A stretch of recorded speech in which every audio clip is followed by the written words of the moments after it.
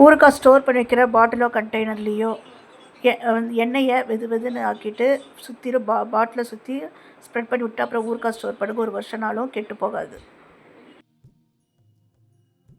மசாலா அரைச்சிட்டு வந்ததையுமே தேய்ச்சிருங்க. ஸ்டோர் பண்ணி வைக்கிற பாத்திரத்தில் உப்பு நல்லா தேய்ச்சிருங்க, எல்லா பக்கமும் ஸ்ப்ரெட் ஆகிற மாதிரி. அப்படி இல்லைன்னா எண்ணெய் ஃபுல்லாக தடவி விட்டுட்டு அதுக்கப்புறம் மசாலா போட்டு ஸ்டோர் பண்ணுங்கள். 6 மாதத்துக்கு 1 வருஷம் வரைக்கும் வண்டு வைக்காது.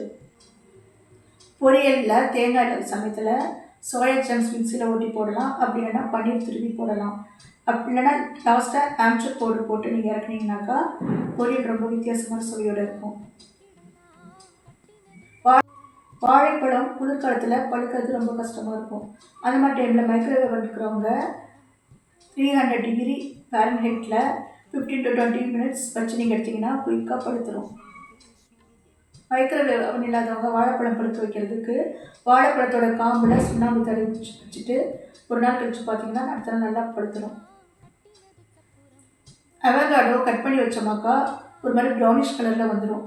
அவகாடோ கட் பண்ணிவிட்டு அதுக்கு மேலே ஆனியனை கட் பண்ணி வச்சுருங்க.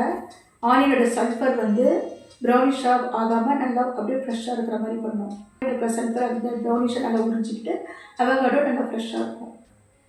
பட்டர் மில்க்கு மோர் குயிக்காக வேணுங்களா?